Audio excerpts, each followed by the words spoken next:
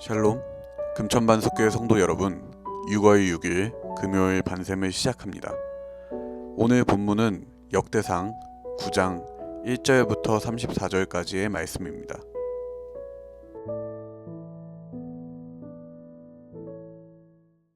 제9장. 온 이스라엘이 그 계보대로 계수되어 그들은 이스라엘 왕조실록에 기록되니라. 유다가 범죄함으로 말미암아 바벨론으로 사로잡혀 갔더니 그들의 땅 안에 있는 성읍에 처음으로 거주한 이스라엘 사람들은 제사장들과 레위 사람들과 느디님 사람들이라.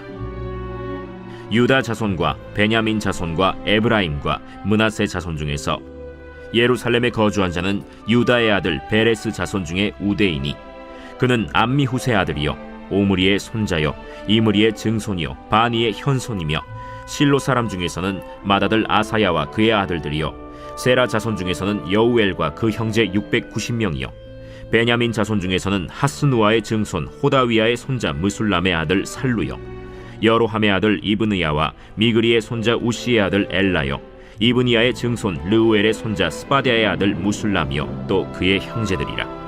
그들의 계보대로 계수하면 956명이니 다 종족의 가문의 우두머리들이더라. 제사장 중에서는 여다야와 여호야립과 야긴과 하나님의 성전을 맡은 자 아사랴이니 그는 힐기야의 아들이요 무술람의 손자요 사독의 증손이요 무라요스의 현손이요 아히두베의 오대손이며 또 아다야이니 그는 여로함의 아들이요 바스훌의 손자요 말기야의 증손이며 또 마세니 그는 아디엘의 아들이요 야세라의 손자요 무술람의 증손이요 무실레밋의 현손이요 임멜의 오대손이며 또 그의 형제들이니 종족의 가문의 우두머리라. 하나님의 성전의 임무를 수행할 힘있는 자는 모두 1760명이더라. 레위 사람 중에서는 무라리 자손 스마야이니 그는 핫수베의 아들이요 아스리감의 손자요 하사베아의 증손이며 또 박박갈과 헤레스와 갈랄과 마따냐이니 그는 미가의 아들이요 시그리의 손자요 아삽의 증손이며 또 오바디아이니 그는 스마야의 아들이요 갈랄의 손자요 여두둔의 증손이며 또 베레기아이니 그는 아사의 아들이요 엘가나의 손자라. 느도바 사람의 마을에 거주하였더라. 문지기는 살룸과 악굽과 달몬과 아히만과 그의 형제들이니 살룸은 그 우두머리라. 이 사람들은 전에 왕의 문 동쪽 곧 레위 자손의 진영의 문지기이며 고라의 증손 에비아삽의 손자 고레의 아들 살룸과 그의 종족 형제 곧 고라의 자손이 수종드는 일을 맡아 성막 문들을 지켰으니 그들의 조상들도 여호와의 진영을 맡고 출입문을 지켰으며 여호와께서 함께 하신 엘르아살의 아들 비느하스가 옛적에 그의 무리를 거느렸고 무셀레미아의 아들 스가랴는 회막 문지기가 되었더라. 택함을 입어 문지기 된 자가 모두 212명이니 이는 그들의 마을에서 그들의 계보대로 계수된 자요 다윗과 선견자 사무엘이 전에 세워서 이 직분을 맡긴 자라. 그들과 그들의 자손이 그 순찰을 좇아 여호와의 성전 곧 성막 문을 지켰는데 이 문지기가 동서남북 사방에 섰고 그들의 마을에 있는 형제들은 이레마다 와서 그들과 함께 있으니 이는 문지기의 우두머리 된 레위 사람 넷이 중요한 직분을 맡아 하나님의 성전 모든 방과 곳간을 지켰음이라. 그들은 하나님의 성전을 맡은 직분이 있으므로 성전 주위에서 밤을 지내며 아침마다 문을 여는 책임이 그들에게 있었더라. 그 중에 어떤 자는 섬기는 데 쓰는 기구를 맡아서 그 수효대로 들여가고 수효대로 내오며 또 어떤 자는 성소의 기구와 모든 그릇과 고운 가루와 포도주와 기름과 유향과 향품을 맡았으며 또 제사장의 아들 중에 어떤 자는 향품으로 향기름을 만들었으며 고라 자손 살룸의 맏아들 맏디디아라 하는 레위 사람은 전병을 굽는 일을 맡았으며 또 그의 형제 그핫 자손 중에 어떤 자는 진설하는 떡을 맡아 안식일마다 준비하였더라. 또 찬송하는 자가 있으니 곧 레위 우두머리라. 그들은 골방에 거주하면서 주야로 자기 직분에 전념함으로 다른 일은 하지 아니하였더라. 그들은 다 레위 가문의 우두머리이며 그들의 족보의 우두머리로서 예루살렘에 거주하였더라. 오늘은 나에게로 돌아오렴이라는 제목으로 말씀 나누겠습니다. 길었던 이스라엘의 계보와 그에 대한 이야기가 끝나고 역대상의 흐름은 이제 새로운 국면으로 접어들었습니다. 그리고 오늘의 본문에서 역대상의 기자는 그 시작을 다음과 같이 열었습니다. 유대가 범죄함으로 말미암아 바벨론으로 사로잡혀 갔더니 오늘의 본문은 고레스 왕의 조서에 의해서 예루살렘으로 귀환하게 된 이스라엘 백성들의 이야기를 다루고 있습니다. 이를 바벨론 포로귀환이라고 부르는데, 바벨론 포로귀환은 1차부터 3차까지 있고 본문의 내용은 제1차 포로귀환에 해당됩니다. 그 내용의 전체적인 부분을 짧게 정리하자면, 바벨론의 제1차 포로귀환 때 예루살렘으로 귀환하게 된 이스라엘 백성들은 어떤 사람들인지를 기록한 것입니다. 전쟁으로 인해서 나라를 빼앗기는 슬픔은 정말 이루 말할 수 없이 크나큰 슬픔일 것입니다. 아마도 그날은 이스라엘 사람들에게 있어서 조금도 기억하고 싶지 않은 날일 것이고, 그 잔혹함은 글자로는 우리에게 온전히 전달되지 않을 만큼 무시무시한 순간이었을 것이 분명합니다. 유다의 왕이었던 시드기야는 고통스럽고 처참하게 최후를 맞이했고, 여호와의 성전과 왕궁이 불살라졌고, 예루살렘의 성벽이 허물어지고 하나님께 드려진 성전의 귀중한 물건들도 모조리 약탈을 당했습니다. 예루살렘은 말 그대로 폐허가 된 것입니다. 그런 일들을 겪었던 이스라엘 백성들이 약 70년이라는 시간이 흐른 뒤에 예루살렘으로 귀환하게 되었는데, 그들은 어떤 마음으로 그곳으로 돌아갔던 것일까요? 그것은 그들이 어떤 사람들인지를 살펴보면 알 수 있습니다. 그들 중에 처음이 누구였는지 오늘의 본문 역대상 9장 2절에 나와 있습니다. 그들의 땅 안에 있는 성읍에 처음으로 거주한 이스라엘 사람들은 제사장들과 레위 사람들과 느디님 사람들이라. 처음으로 돌아와 거주하기 시작했던 사람들은 제사장, 레위 사람, 느디님 사람이라고 합니다. 여기서 제사장과 레위 사람들은 익숙한 이름들이죠. 그들은 여호와의 성전에서 봉사하고 또 하나님께서 친히 맡기신 직무를 수행하던 자들이었습니다. 제사와 성전에 맡은 일들, 또 하나님을 찬양하는 일들을 하던 사람들이었죠. 그런데 이 느디님 사람들은 도대체 어떤 사람들이기에 제사장과 레위 사람이 올 때 함께 온 것일까요? 이들이 성경에 처음 등장한 것은 여호수아의 때였습니다. 그때에는 여호수아가 이스라엘 백성들을 이끌고 가나안에 있는 족속들을 정복하고 진멸해 나가던 시기였습니다. 그리고 그랬던 여호수아와 이스라엘 백성들 앞에 그들이 나타났습니다. 여호수아 9장 3절부터 6절까지의 말씀을 보도록 하겠습니다.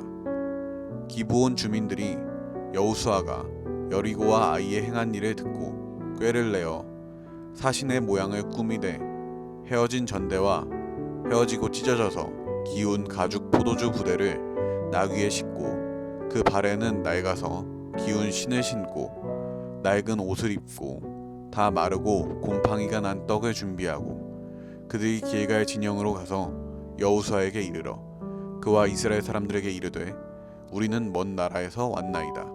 이제 우리와 조약을 맺읍시다 하니. 여기에서 나오는 기브온 주민들이 역대상에 기록된 느디님 사람들의 조상입니다. 그들은 하나님과 이스라엘 백성들을 두려워했습니다. 그렇기 때문에 철저히 진멸당할 수밖에 없는 자신들의 운명에서 벗어나기 위해서 다른 민족으로 위장하고 또 연기했습니다. 그렇게 여호수아에게 나아가 화친하고 조약을 맺을 것을 청하였습니다. 이에 여호수아는 그들과 화친하고 조약을 맺은 후에 그들에게 맹세하였습니다. 하지만 그들은 가나안 땅에 거주하던 주민들이었다는 것이 드러나게 되었고, 여호수아와 이스라엘 백성들은 몹시 혼란스러운 상황에 처했습니다. 결국 그렇게 여호수아와 이스라엘 족장들이 그들에게 했던 맹세로 인해서 진멸해야 했던 그들을 해칠 수가 없게 되었고, 여호수아는 그들에게 성전을 위해서 봉사하라고 명령합니다. 여호수아가 그들을 불러다가 말하여 이르되 너희가 우리 가운데 거주하면서 어찌하여 심히 먼 곳에서 왔다고 하여 우리를 속였느냐. 그러므로 너희가 저주를 받나니 너희가 대를 이어 종이 되어 다 내 하나님의 집을 위하여 나무를 패며 물을 깃는 자가 되리라 하니. 이 부분을 자세히 살펴보면 여호수아는 대를 이어 종이 되어 라고 말하고 있습니다. 느디님 사람들은 대를 이어서 이스라엘 백성의 종이 되어서 성전을 위해서 가장 굳은 일을 맡아서 해왔던 사람들이었습니다. 나무도 물도 귀했던 이스라엘에서 그것을 지속적으로 공급하는 일은 보통 고된 일이 아니었을 것입니다. 그랬던 그들에게 기회가 찾아왔습니다. 그것은 남유다가 바벨론에 의해서 멸망당하게 된 사건이었습니다. 설령 자신들을 지배하는 나라가 바뀌었을지는 모르더라도 적어도 성전을 위해서 나무를 패고 물을 깃는 일들은 더 이상 하지 않아도 됩니다.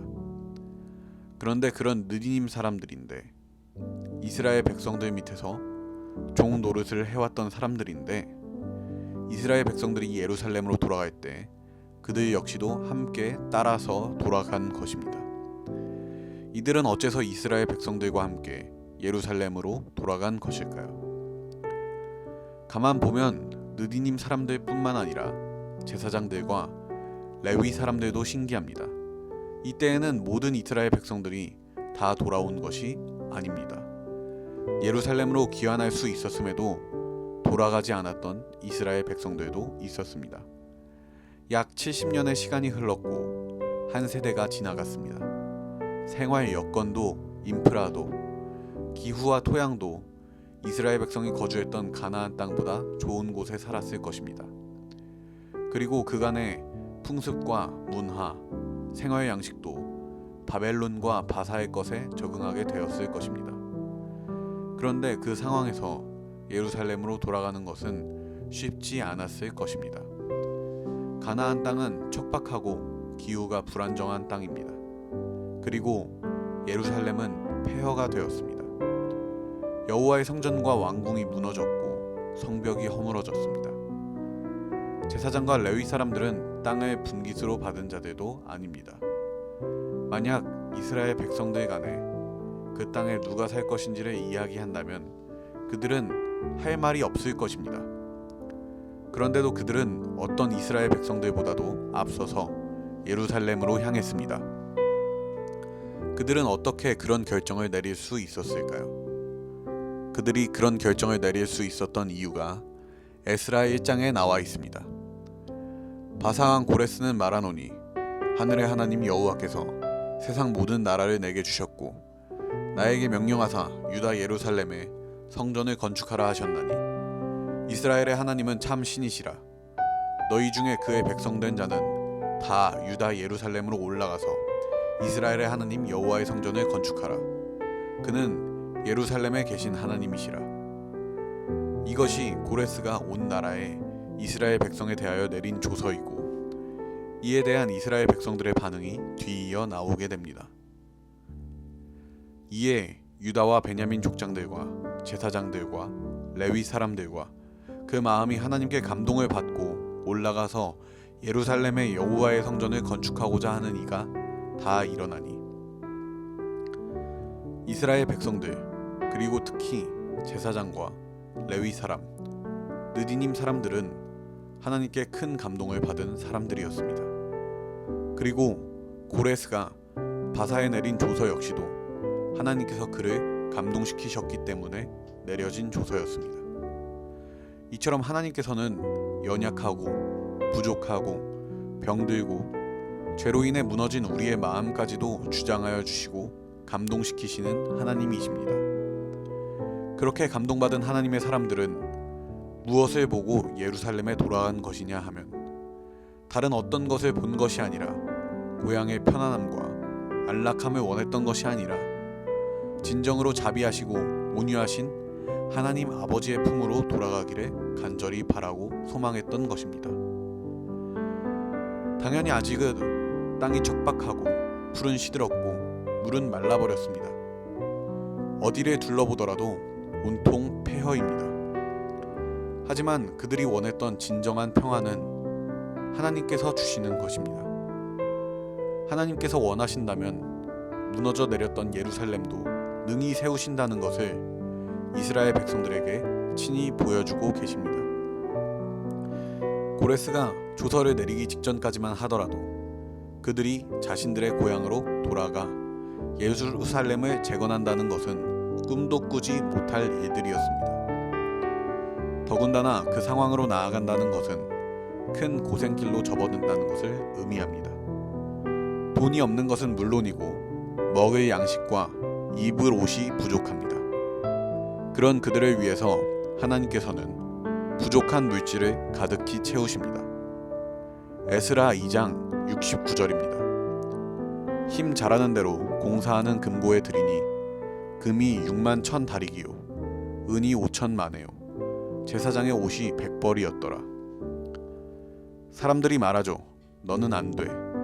가능성이 없어. 그것은 분명 실패할 거야. 뭐하러 그렇게까지 하냐. 맞아요. 저희들에게는 가능성이 없습니다. 하지만 우리의 주님이시고 아버지 되시는 하나님께서는 불가능이 없으신 분이십니다. 하나님께서 하고자 하시고 명령하신 것들은 모든 것들이 그대로 이루어집니다. 사람의 눈으로 봤을 때는 결코 평안할 수 없고 염려가 가득해지는 상황이지만 하나님께서 함께 하시기에 그것들이 우리에게 있어서 아무런 문제가 되지 않는 것입니다. 이제 이스라엘 백성들에게 내리시는 하나님의 징계가 끝이 났습니다. 그리고 하나님께서는 말씀하십니다. 나에게로 돌아오라고. 그렇게 이스라엘 백성들을 부르고 계신 것입니다. 그 누구보다도 이 시간을 기다리셨을 분이 하나님이십니다. 이스라엘 백성의 하나님이 되기를 원하시고 이스라엘 백성이 나의 백성이라고 부르기를 원하시는 분이 하나님이십니다. 그렇기 때문에 하나님께서 이스라엘 백성 가운데 가장 먼저 회복시키신 것은 다른 어떤 것이 아니라 예배였습니다. 요사닥의 아들 예수아와 그의 형제 제사장들과 스알디엘의 아들 스룹바벨과 그의 형제들이 다 일어나 이스라엘 하나님의 제단을 만들고 하나님의 사람 모세의 율법에 기록한 대로 번제를 그 위에서 드리려 했세. 성벽도 왕궁도 성전도 없습니다. 하지만 이스라엘 백성들은 다른 어떤 것보다도 가장 먼저 제단을 쌓았습니다. 그리고 그들은 하나님의 이름을 불렀습니다. 예배는 하나님과 우리의 관계입니다. 그 시간들을 통해서 그것이 온전히 회복되고 하나님께서는 우리의 하나님이 되시고 우리는 하나님의 백성이라는 것을 한 번 더 고백하며 나아가는 시간입니다. 그렇기 때문에 하나님께서 무척이나 기뻐하시고 원하시는 시간입니다. 그러니 하나님께서 예배받기 원하시고 우리를 원하셨던 것처럼 우리 역시도 하나님의 능력과 문제 해결을 원하여서 하나님께 나아가는 것이 아니라 나에게 주어진 상황을 보고 계산하는 것이 아니라 오직 하나님만을 사모하고 갈망하는 마음으로 예배의 자리에 나아갑시다. 만약 나의 안에 그런 사모함과 갈망이 없다면 이런 하나님의 사랑을 잠잠하게 또 깊이 묵상해 봅시다. 하나님께서 이스라엘 백성들을 감동시키셔서 예루살렘으로 그들을 부르신 것처럼 여러분들도 예배의 자리로 초대하실 것입니다. 우리 이 시간 함께 기도하겠습니다. 하나님, 오늘의 말씀을 통해서 하나님께서 얼마나 우리를 원하시고 예배 자리를 원하시고 기다리시는지 깨닫게 되었습니다. 하나님께서 늘 우리에게 보내시는 그 크시고 신실하신 사랑에 감사드립니다.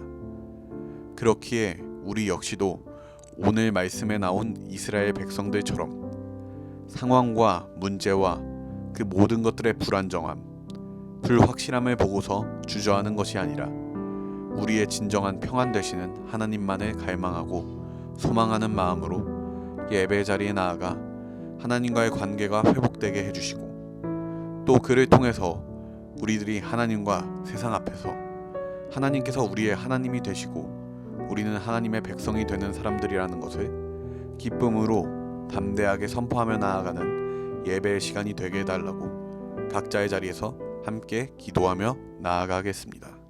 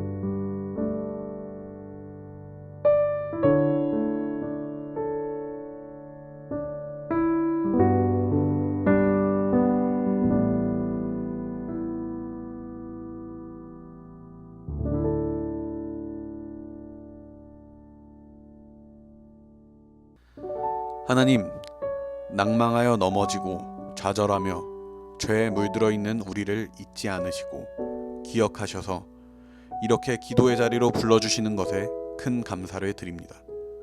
하나님께서 우리를 감동케 하셔서 부르신 이 예배의 자리가 하나님의 존재 자체를 향한 사모함과 갈망이 제 안에서 끊어지지 않게 해주시고, 그리고 삶을 살아가는 가운데 하나님의 백성으로 살아가는 것이 저로 하여금 더욱더 불안에 떨게 만들고 척박한 상황과 환경을 마주하게 만들더라도 그 가운데 늘 부족하지 않게 채우시고 제 길을 인도하시는 하나님을 믿으며 말씀에 순종하는 참된 그리스도인이 되게 해주세요. 이 모든 기도 예수님의 이름으로 기도합니다. 아멘.